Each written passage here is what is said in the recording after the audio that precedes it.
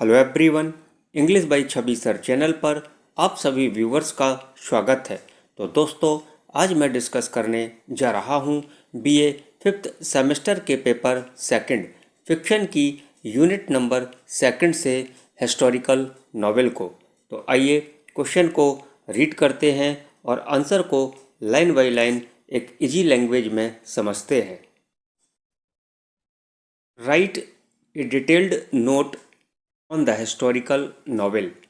ऐतिहासिक उपन्यास पर विस्तृत टिप्पणी लिखिए। Let's see the answer.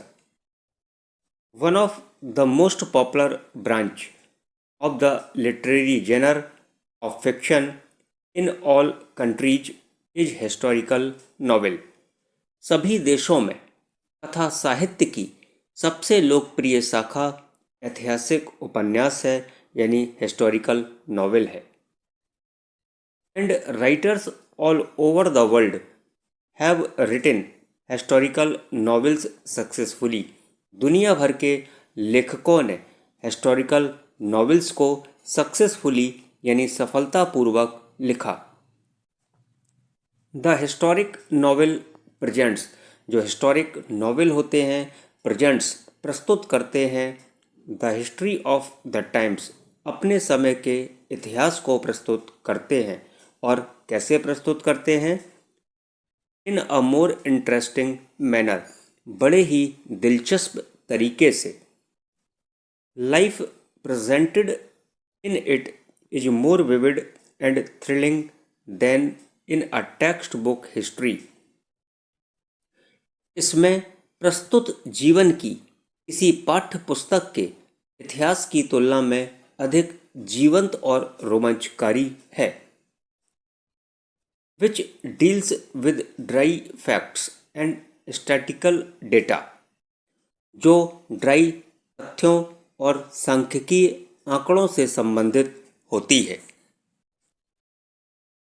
So in order to get a vivid and clear picture of the past ages, ताकि पिछले युगों की यानी पास्ट एजेस की एक ज्वलंत और स्पष्ट तस्वीर प्राप्त हो सके।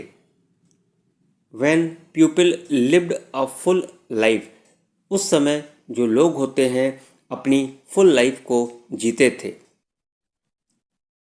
One has to go to the pages of historical novel rather than be satisfied with dry records of history. किसी को इतिहास के सूखे रिकॉर्ड से संतुष्ट होने के बजाय ऐतिहासिक उपन्यास के पन्नों पर जाना होगा।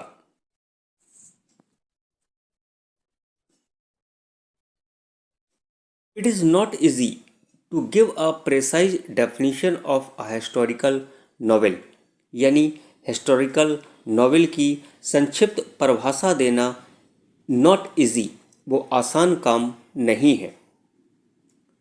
It considered a recreation of life of the bygone ages in an imaginative manner. इसे कल्पनाशील तरीके से यानी इमेजिनेटिव मैनर से बीते युगों के जीवन का मनोरंजन माना जाता है। It deals primarily with human character and is interested in showing the life and manners of bygone ages. यह मुख्य रूप से मानवीय चरित्र से संबंधित है, यानी ह्यूमन कैरेक्टर से संबंधित है और बीते युगों के जीवन और तौर तरीकों को दिखाने में इंटरेस्टेड यानी रुचि रखता है।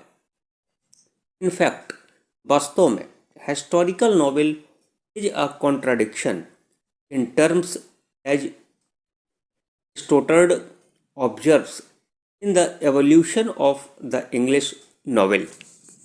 वास्तव में ऐतिहासिक उपन्यास एक विरोधाभास है, जैसे कि स्टोडर्ड अंग्रेजी उपन्यास के विकास में देखते हैं। Fiction is the underlying basis of the novel. Fact is the underlying basis of history. उपन्यास का अंतर्निहित आधार यानी अंडरलाइन बेसिस कल्पना है और तथ्य इतिहास का अंतर्निहित आधार माना जाता है। The historical novel apparently becomes a novel by virtue of departure from history। ऐतिहासिक उपन्यास स्पष्टता इतिहास से हटकर उपन्यास बन जाता है। And in so far as it is a history it is less than perfect as a history. और जहाँ तक यह एक इतिहास है, यह एक इतिहास के रूप में बिल्कुल सही नहीं है।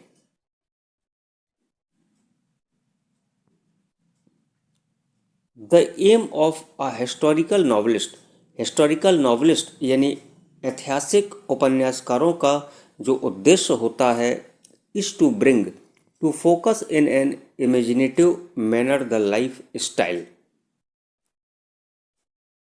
Socio political scenario, customs and manners of the past. अतीत की जीवन शैली यानी imaginative manner of life style, अतीत की जीवन शैली, सोशियो पॉलिटिकल सिनेरियो यानी सामाजिक राजनीतिक परिदृश्य, कस्टम्स रीति रिवाज and manners of the past और अतीत के शिष्टाचार को कल्पनाशील तरीके से ध्यान में लाया जाता है। The aim of the historical novelist के जो एम होते हैं, जो उद्देश्य होते हैं, is not so much focus attention on historical characters and events as to become a social chronicle representing the life and manners. यह ऐतिहासिक पात्रों और घटनाओं पर ध्यान केंद्रित करने के लिए इतना अधिक नहीं है जितना कि जीवन और शिष्टाचार का प्रतिनिधित्व करने वाला एक सामाजिक इतिहास बन जाता है।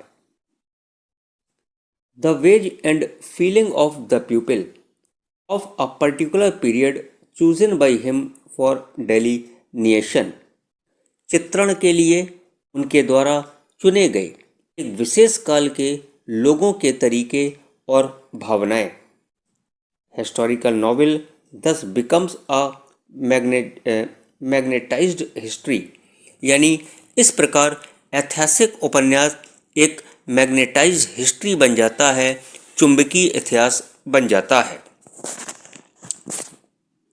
The historical novel is a novel of manners as contemporary might have written in a language intelligible to the people of his times. जैसा कि कंटेम्परेरी यानी समकालीन ने अपने समय के लोगों की समझ में आने वाली भाषा में लिखा होगा।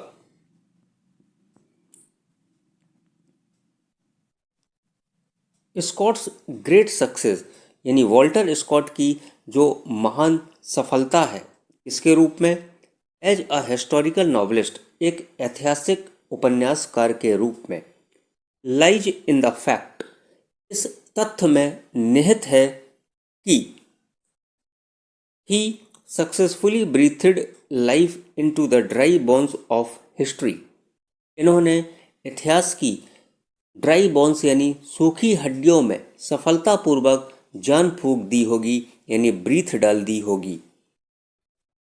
हिज सक्सेस ले इन द फैक्ट दैट, उनकी सफलता इस तथ्य में निहित है कि he recreated the bygone ages within the pages of his historical novels in an authentic manner, कि उन्होंने अपने ऐतिहासिक उपन्यासों के पन्नों में बीते युगों को प्रमाणिक तरीके से फिर से रचा, मेकिंग इट कम अलाइव, यानी जिससे वे जीवंत हो गए, and the readers felt as if they had become a part of that age and era, यानी कि और पाठकों को ऐसा लगा जैसे वे उस युग या दौर का एक पार्ट बन गए हों, एक हिस्सा बन गए हों।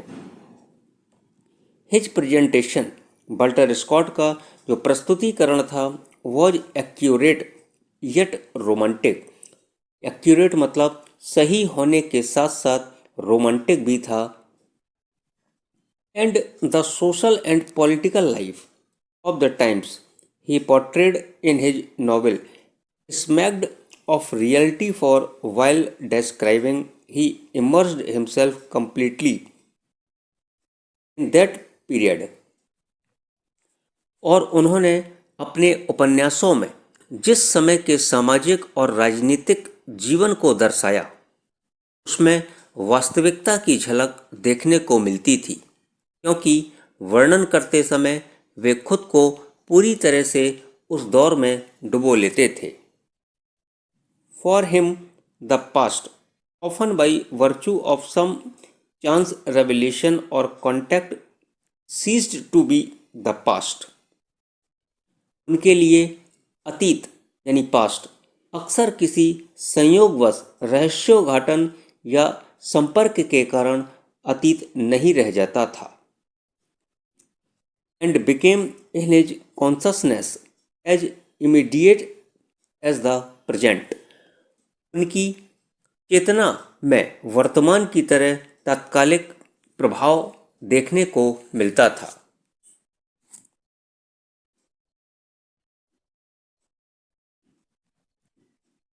While writing his historical novels, यानी अपने ऐतिहासिक उपन्यास लिखते समय, Scott used the language, Walter Scott ने भाषा का उपयोग किया था, which he himself used in his day to day intercourse, जिसका इस्तेमाल वे आज के संवादों में करते हैं, इंटरकोर्स के लिए करते हैं।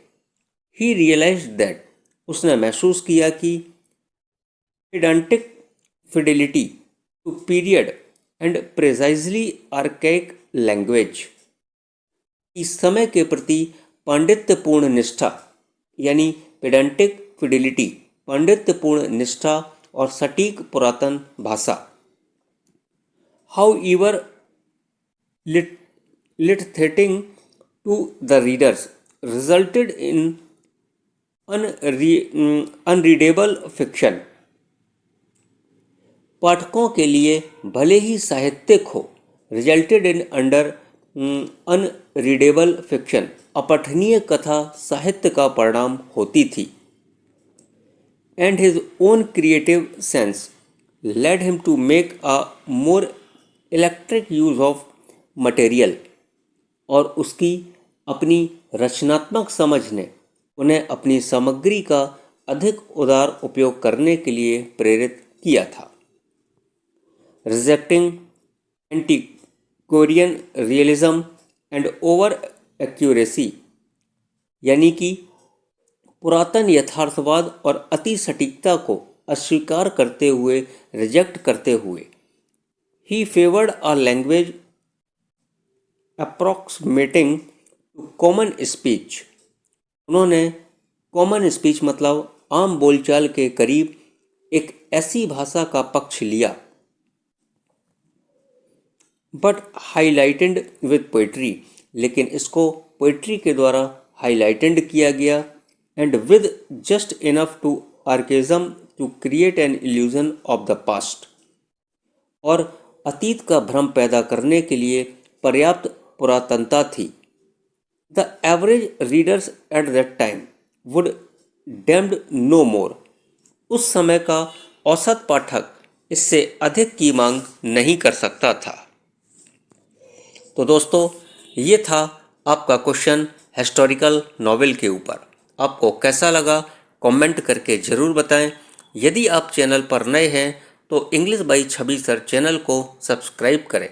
वीडियो पसंद आया हो तो वीडियो को लाइक करें। तो मिलते हैं आपसे नेक्स्ट वीडियो में। दोस्तों, ईश्वर से मेरी प्रार्थना है कि आप खुश रहिए, मस्त रहिए और जहाँ रहिए प्रसन्न रहिए। और हाँ, आप अपना और साथ साथ अपनों का भी ख्याल रखिए और English by Chhavi sir channel को इसी प्रकार प्यार देते रहिए। Thank you for watching.